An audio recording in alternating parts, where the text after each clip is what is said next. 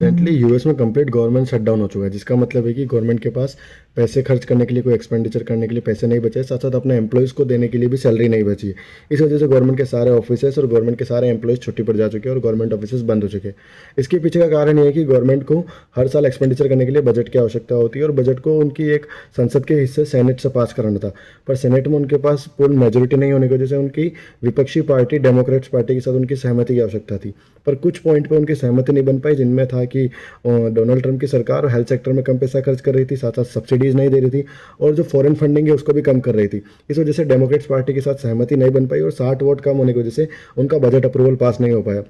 जिसकी वजह से गवर्नमेंट के पास कोई फंडिंग के लिए पैसा नहीं आया और गवर्नमेंट के पास एक्सपेंडिचर खर्च करने के लिए भी कोई पैसा नहीं था। इस वजह से गवर्नमेंट कंप्लीट शटडाउन हो चुका है और गवर्नमेंट के सारे ऑफिस बंद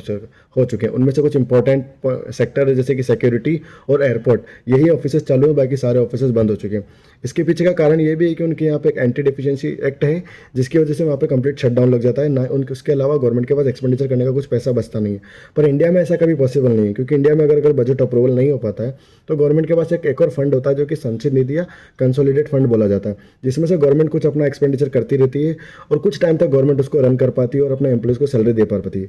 ये कंप्लीट शटडाउन नहीं है, कुछ टेम्परेरी शटडाउन है। लास्ट 2018 में भी डोनाल्ड ट्रंप की सरकार में शटडाउन हुआ था, पर कुछ टाइम बाद जैसे सहमति बनती है ये शटडाउन हट जाएगा और गवर्नमेंट ऑफिसर्स और गवर्नमेंट एम्प्लॉयज़ की छुट्टी वापस रद्द कर दी जाएगी और